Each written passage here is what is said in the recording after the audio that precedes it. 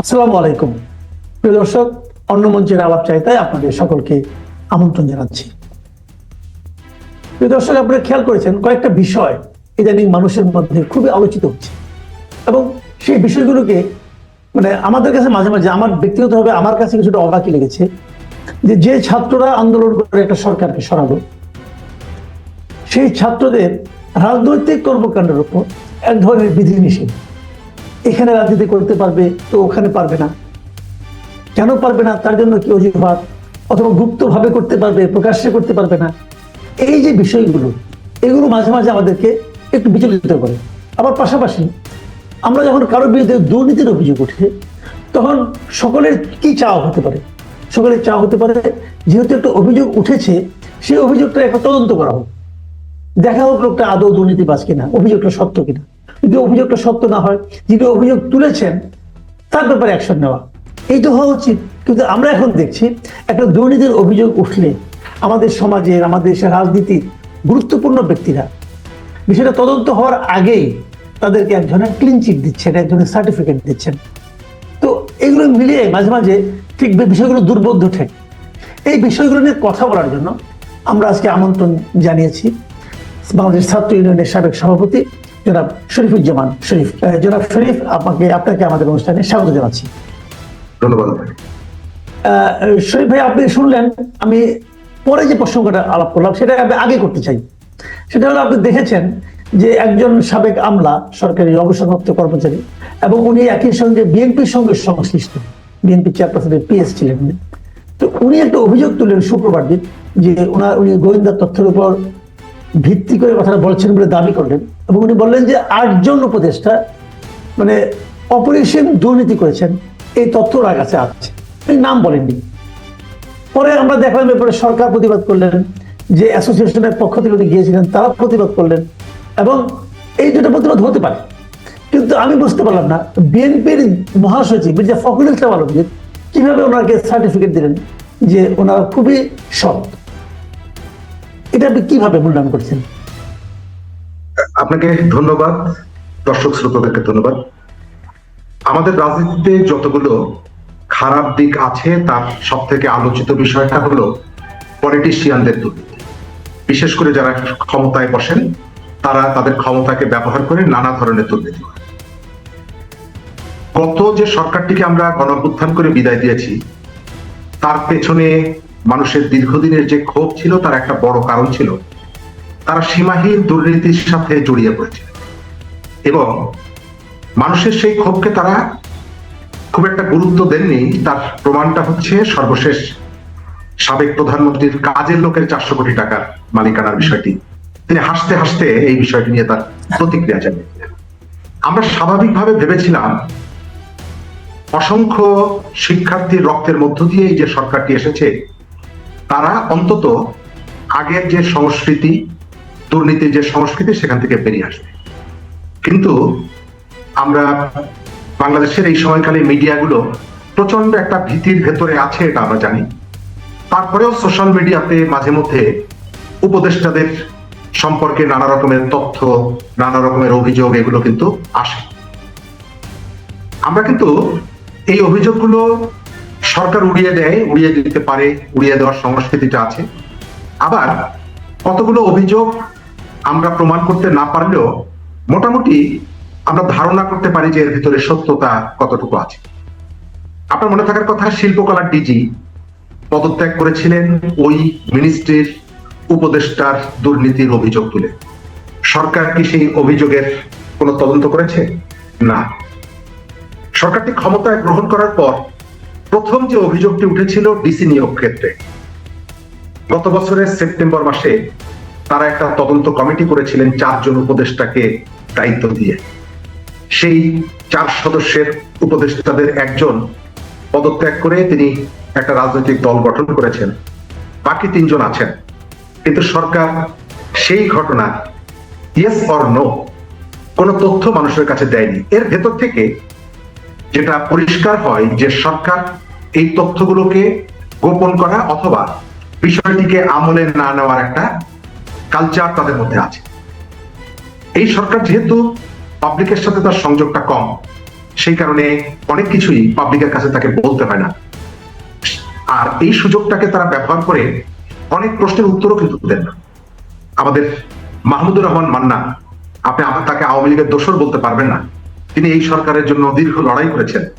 তিনি একদিন বলেছিলেন যে আমরা প্রধান উপদেষ্টাকে কোনো কিছু বললে তিনি শুধু হাসেন, কোনো জবাব দেন না। গতকালকে একজন সাবেক সচিব এবং বিএনপির চেয়ারপারসনের একজন উপদেষ্টা তিনি অভিযোগটি করেছেন। আমি এই অভিযোগের সত্যতা আছে বলে বিশ্বাস করি। তিনি এই প্রথম অভিযোগটি করেননি।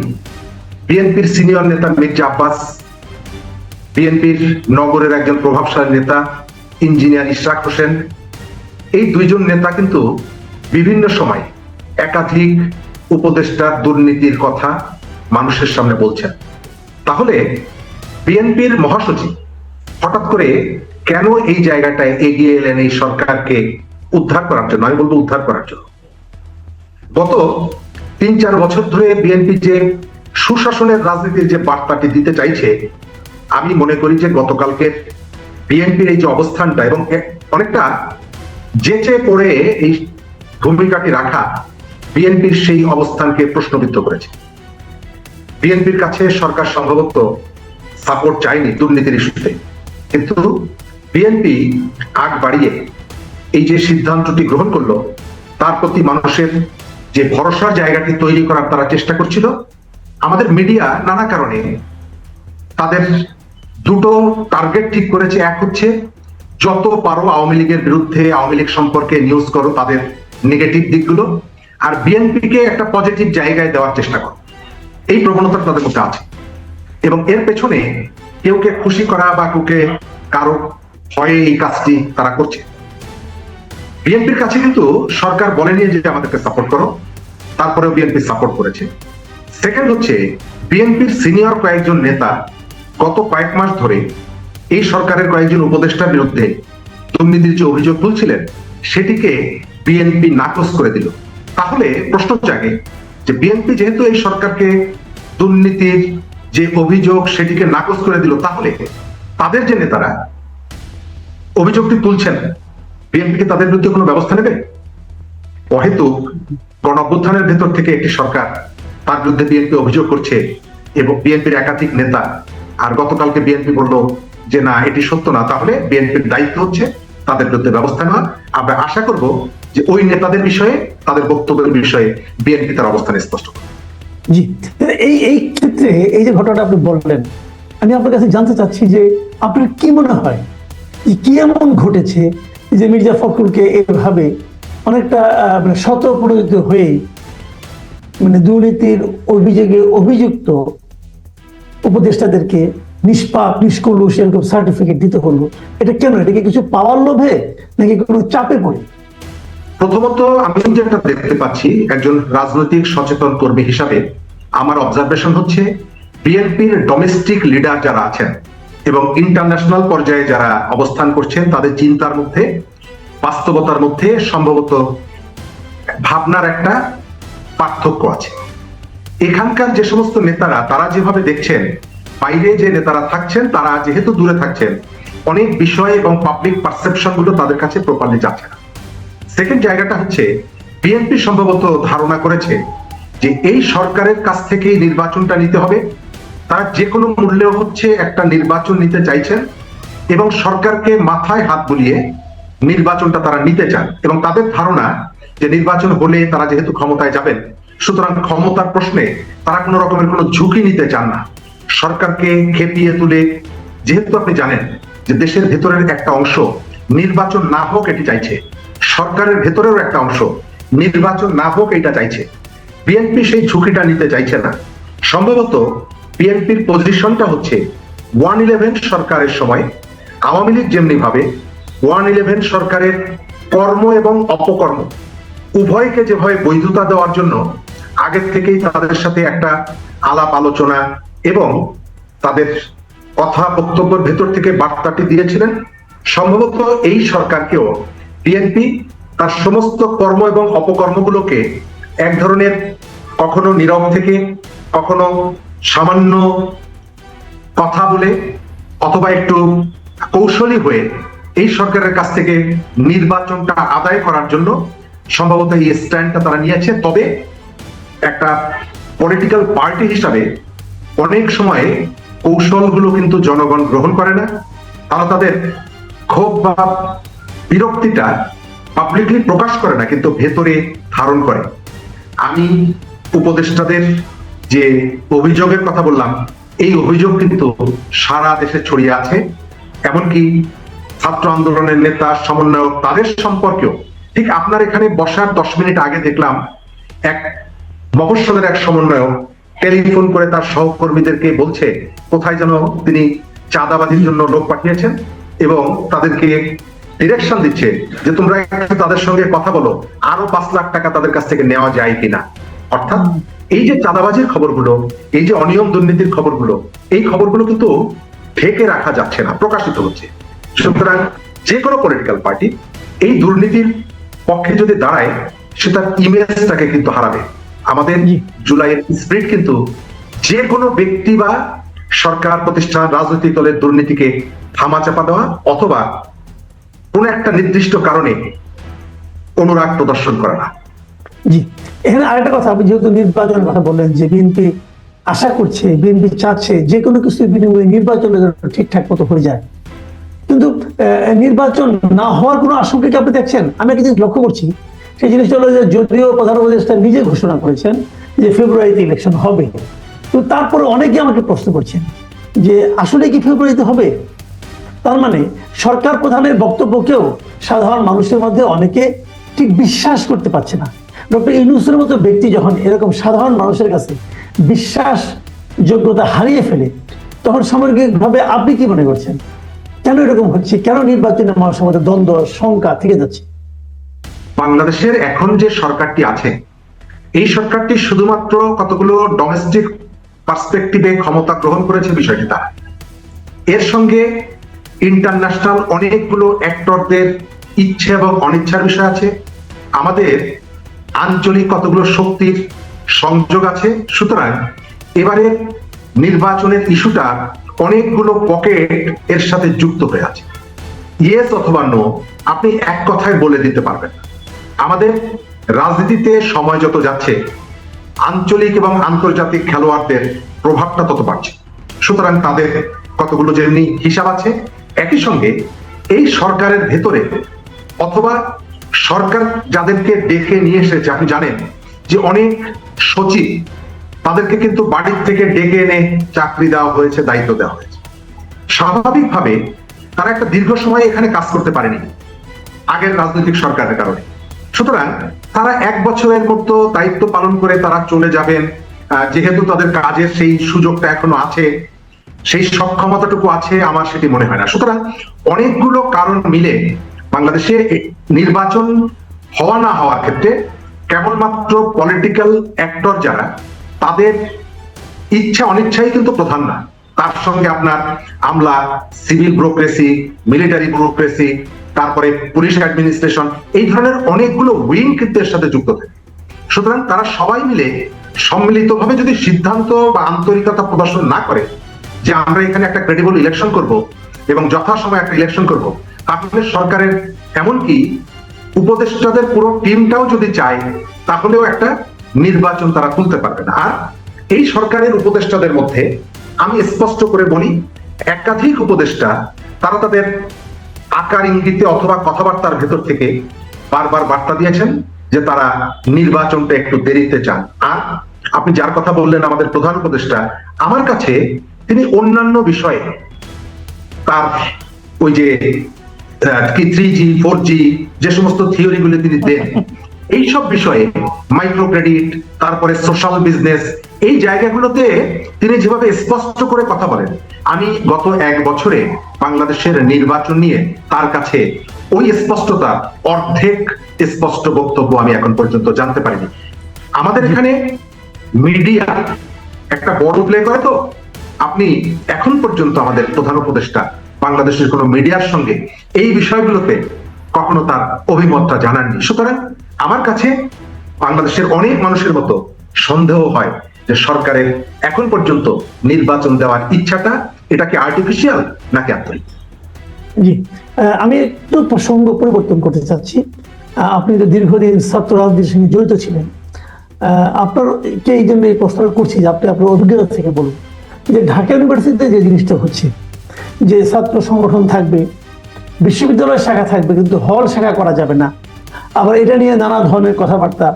হল শাখাগুলি বন্ধ করা হয়েছিল যে ওই আমলে, হাসিনার আমলে, যে ছাত্রলীগের লোকেরা রুম কালচার, গণরুম, তারপর তাদেরকে টর্চার, জোর করে মিছিলে আনা, সে আশঙ্কাটা তারা এখনো কেন করছেন? এবং অনেকে বলছেন যে গুপ্ত এবং প্রকাশ্য দুই রাজনীতি বন্ধ থাকবে। তো গুপ্ত রাজনীতি আপনি কিভাবে বন্ধ করবেন? জানবেনই তো, গুপ্ত আছে। তাহলে এই বিষয়গুলো নিয়ে আসলে আসলে সেই ঢাকা ইউনিভার্সিটি হচ্ছে নাকি? এটা কি ডাকসু ইলেকশনকে কেন্দ্র করে, নাকি বিরাজনীতিকরণের একটা প্রক্রিয়া চলছে এখানে? ধন্যবাদ। আমি প্রথমেই সরাসরি উত্তরটা দেই। এটা দখলদারিত্ব টিকিয়ে রাখার জন্য এবং কৌশলে ক্যাম্পাসগুলোকে দখল করার জন্য। আপনি যদি জিজ্ঞেস করেন কিভাবে, আমাদের এখানে সবসময় রুলিং পার্টির ছাত্র সংগঠন যে সন্ত্রাস করে তা না। চট্টগ্রাম বিশ্ববিদ্যালয়ে এরশাদের ছাত্র সংগঠন নতুন বাংলার ছাত্র সমাজের নেতা আব্দুল হামিদ, তার হাতের কবজি কেটে মিছিল করেছিল ছাত্র শিবির। ছাত্র শিবির বা তারা কিন্তু কখনো পাওয়ারে যায়। রাজশাহীতে হয়েছে এটা। রাজশাহী মেডিকেল কলেজে জামিল আক্তার রতন, তাকে হত্যাকাণ্ডের সাথেও কিন্তু এই সংগঠনটি জড়িত। জাহাঙ্গীরনগর বিশ্ববিদ্যালয়ের ছাত্র দল নেতা কবির, এই হত্যাকাণ্ডের সাথেও কিন্তু তাদের সম্পৃক্ততা আছে। আমি যে ছাত্র ইউনিয়ন করতাম, আমাদের বেশ কয়েকজন শিক্ষার্থীর সাথে হত্যাকাণ্ডের সাথে তাদের সম্পৃক্ততা আছে। চট্টগ্রাম কলেজের শাহাদাত, রাতের বেলায় জবাই করে হত্যা, রাজশাহী বিশ্ববিদ্যালয়ে আমাদের এই ধরনের বিভিন্ন জায়গায়। সুতরাং মূল ব্যাপারটা রুলিং পার্টির ছাত্র সংগঠন যে এগুলো করে তা না। আমি আমার অভিজ্ঞতা এরশাদের সময়ের শেষ দিক থেকে মোটামুটি এখন পর্যন্ত ক্যাম্পাসগুলো সম্পর্কে নিজের দেখা এবং জানার যে অভিজ্ঞতা, গার্ডিয়ানরা কিন্তু শিক্ষার্থীকে, তার সন্তানকে পাঠায় আসলে পড়াশোনার জন্য, কিন্তু একটা বিশ্ববিদ্যালয়ের কাজ হচ্ছে সেই সন্তানটিকে আদর্শ মানুষ হিসাবে গড়ে তোলা, দায়িত্ববান মানুষ হিসাবে গড়ে তোলা, তার মধ্যে যেমনি ভাবে শিক্ষার আলো ছড়ানো, একই সঙ্গে তাকে রাজনৈতিক ভাবে সে কোন দল করবে করবে না সেটি অন্য কথা, কিন্তু সে যেন একটা আবদ্ধ মানুষ হিসাবে গড়ে না ওঠে। তার চোখ কান যাতে খোলা থাকে। কেন খোলা থাকতে হবে? চোখ কান যদি খোলা না থাকে তাহলে কি অবস্থাটা হয় আমরা কিন্তু দেখেছি। শেখ হাসিনা যখন বলল যে রাজাকারের সন্তানরা কোটা চাইছে, এই সাধারণ শিক্ষার্থীরাই কিন্তু পাল্টা স্লোগান তুললো যে তুমি কে, আমি কে, রাজাকার রাজাকার, কে বলেছে স্বৈরাচার স্বৈরাচার। অর্থাৎ পলিটিক্যাল কনসাসনেস ছাড়া এই যে সাধারণ শিক্ষার্থীরা যে পাল্টা জবাবটা দিল, এটা হলো আপনি দলীয় রাজনীতি না করলেও আপনার মধ্যে রাজনৈতিক সচেতনতার কারণে এটা আপনি বলতে পারছেন। শিক্ষা প্রতিষ্ঠানগুলোতে রাজনীতি চাই না, এই কথাটা যারা বলছে তারা রাজনীতি করে। আমি আপনাকে 3টা উদাহরণ দেব। প্রকৌশল বিশ্ববিদ্যালয়ে কিন্তু ছাত্র রাজনীতি নেই, আবার খুলনা বিশ্ববিদ্যালয়ের ছাত্র রাজনীতি নেই। আলোচনায় বারবার আসছে ছাত্র শিবিরের কথা। ছাত্র শিবিরের একজন কেন্দ্রীয় সভাপতি, তিনি বুয়েট থেকে এসেছিলেন, বুয়েটের ছাত্র ছিলেন। শিবিরের বর্তমান যে সেক্রেটারি, তিনি কিন্তু খুলনা বিশ্ববিদ্যালয়ের ছাত্র, যে বিশ্ববিদ্যালয়ে ছাত্র রাজনীতি নেই। আচ্ছা মাসুদ ভাই, আপনি কি বিশ্বাস করেন জাতীয়তাবাদী ছাত্র দল, ছাত্রলীগ, ছাত্র শিবির, ছাত্র ইউনিয়ন একটা ছেলেকে সভাপতি বা সেক্রেটারি বানায় যে কখনো রাজনীতি করেনি, শুধু পড়াশোনা করেছে, তাকে প্রেসিডেন্ট সেক্রেটারি করে? তাহলে আপনি দেখতে পাচ্ছেন গত কয়েকদিন আগে তিতুমির কলেজে যে ছাত্রটি বললো যে আমরা রাজনীতি চাই না, তাকে দেখা গেল শিবিরের কমিটির সেক্রেটারি। অর্থাৎ আপনি আপনার দলীয় রাজনীতিটাকে একটু কৌশলের কারণে আপনার ওয়ার্কিং স্টাইলটা অন্ধকারের মধ্যে গোপনে পরিচালিত করার একটা এক্সপেরিয়েন্স যেহেতু আপনার আছে, সেই কারণে এই দাবিটা তোলা হয়েছে একেবারে পরিকল্পিতভাবে। ছাত্র শিবির হলগুলোতে পানির ফিল্টার দিচ্ছে। আচ্ছা, ছাত্র দল যদি কালকে প্রত্যেকটা হলে ক্যারাম বোর্ড দেয়, তাদেরকে কি সেই সুযোগটা দিবে? কখনোই দিবে না। কারণ এই যে যারা বলছে যে ছাত্র রাজনীতি চাই না, এরা প্রত্যেকেই রাজনৈতিকভাবে সচেতন এবং এদের বিরাট একটা অংশের রাজনৈতিক ভাবনা আছে। সেই ভাবনাটা হচ্ছে যে এখানে আমি ক্যাম্পাসগুলোকে দখল করব। আজ থেকে 1 বছর আগে যে কৌশলে ছাত্রলীগ যে দখলদারিত্ব রেখেছিল, আমি ওই পথে যাব না। তবে আমি একটা ইমোশন ক্রিয়েট করব, আমি ছাত্রদের কাছে কতগুলো ভিন্ন কৌশল অবলম্বন করব এবং তার ভেতর থেকে আমি আমার পেরিফেরিটা বিস্তৃত করব। গোপনের থেকে প্রকাশ্য যে কোনো জিনিসই মহৎ। আপনি ক্যাম্পাসগুলোতে যে দৃশ্যটা দেখতে পাচ্ছেন, আমি বিশ্ববিদ্যালয়ের ছাত্র হিসাবে যতটুকু জানি, ঢাকা বিশ্ববিদ্যালয় পরিচালিত হয় ৭৩-এর অধ্যাদেশ অনুযায়ী। বিশ্ববিদ্যালয় ভিসি বা প্রক্টর সিন্ডিকেটের অনুমোদন ছাড়া রাতের বেলায় রাস্তায় দাঁড়িয়ে হঠাৎ করে এই ধরনের একটা ঘোষণা দিতে পারেন না। তারপরেও তারা ঘোষণা দিলেন কেন? পুরো ঘটনাটাই আমার কাছে একটা মেকিং গেম মনে হচ্ছে। যে ওই যে শুনেছিলাম যে আমি উঠবো, তুমি আমাকে বসিয়ে দেবে, আমার কাছে মনে হচ্ছে ব্যাপারটা ঠিক সেই রকম। এর আগে ক্যাম্পাসে রাজনীতি হয়েছে, মধুর ক্যান্টিনে। আচ্ছা, বিশ্ববিদ্যালয় কমিটি থাকবে, তাহলে হল কমিটি থাকবে না? আপনিই তো বলছেন যে লোকাল গভর্নমেন্ট ইলেকশন যদি না হয় তাহলে ন্যাশনাল ইলেকশন হতে পারবে না। তাহলে একটা বিশ্ববিদ্যালয় কমিটির লোকাল গভর্নমেন্ট তো ডিপার্টমেন্ট কমিটি, একটা বিশ্ববিদ্যালয় কমিটি যদি সেন্ট্রাল গভর্নমেন্ট হয় তাহলে তার লোকাল গভর্নমেন্ট তো ওই যে হল কমিটি। অর্থাৎ আপনি ন্যাশনাল পলিটিক্সের যে রোলটা নিচ্ছেন, এই জায়গাটায় তার উল্টা ভূমিকা রাখছেন। তার কারণ হচ্ছে আপনার সুবিধা যেখানে। আমার ধারণা বিশ্ববিদ্যালয়গুলোকে আমরা যে অভিযুক্ত করছি, কোন কোন জায়গায় অভিযোগটা ঠিক না। গত 1 বছরে বাংলাদেশে 1000 খানেক মানুষ হত্যাকাণ্ডের শিকার হয়েছে। আমাদের সৌভাগ্য হচ্ছে বিশ্ববিদ্যালয়গুলোতে গত 1 বছরে এই ধরনের কোনো ঘটনা ঘটেনি। তার অর্থ হলো যে দখলদারিত্ব যদি না থাকে, আপনার প্রতিযোগিতার প্রতিদ্বন্দ্বিতার পরিবেশটা যদি থাকে এবং সবাইকে কাজ করার সুযোগটা যদি আপনি দেন, হল, গেস্ট রুম, নির্যাতনের কালচারটা যদি বন্ধ করেন, তাহলে বিশ্ববিদ্যালয়ের অনেক সমস্যার সমাধান করা যায়। যে পথ এবং পদ্ধতিতে বিশ্ববিদ্যালয়কে এখন যে কনসেপ্টটা সামনে নিয়ে আসা হয়েছে, আমি শুধুমাত্র বলবো যে ওই যে খুলনা বিশ্ববিদ্যালয়ের রাজনীতি নেই কিন্তু সেখান থেকে শিবিরের সেক্রেটারি আসছে, বুয়েটের রাজনীতি নেই সেখান থেকে শিবিরের প্রেসিডেন্ট আসছে, হয়তো কালকে ঢাকা বিশ্ববিদ্যালয়ের রাজনীতি থাকবে না কিন্তু এখান থেকে একজন কেন্দ্রীয় নেতা বা অন্যান্য জায়গা থেকে নেওয়া হবে। আমি অনেক ধন্যবাদ। আপনাদের কাছে অনুরোধ করবো, আপনারা দেশ এবং শিক্ষার প্রয়োজনে শিক্ষা ভিত্তিক যে আন্দোলনগুলো আছে, শুধুমাত্র দলের লেজুর ভিত্তি না করে আপনাদের একাডেমিক যে ইস্যুগুলো আছে সেই ইস্যুগুলোতে কথা বলার জন্য রাজনীতির গুণগত পরিবর্তন এনে জুলাইয়ের চেতনাকে ধারণ করে, স্পিরিটকে ধারণ করে আপনারা স্বচ্ছ রাজনৈতিক কর্মকাণ্ড হলগুলোতে পরিচালনা করুন। এর ভেতর থেকে আমরা যেমনি বিকশিত নেতৃত্ব পাবো এবং ক্যাম্পাসকে কেন্দ্র করে যে ধরনের নানা রকমের নেগেটিভ আলাপ আলোচনা সেগুলো।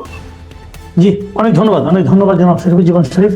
প্রিয় দর্শক, আপনারা শুনলেন যে বিভিন্ন বিষয়ে দুর্নীতি, নির্বাচন, রাজনীতি এবং ছাত্র রাজনীতি, এসব বিষয়ে জনাব শরীফুজ্জামান শরীফের বক্তব্য। আপনাদের কেমন লাগলো আমাদের লিখে জানাবেন। সবাই ভালো থাকবেন। এখন এই পর্যন্তই। আল্লাহ হাফেজ।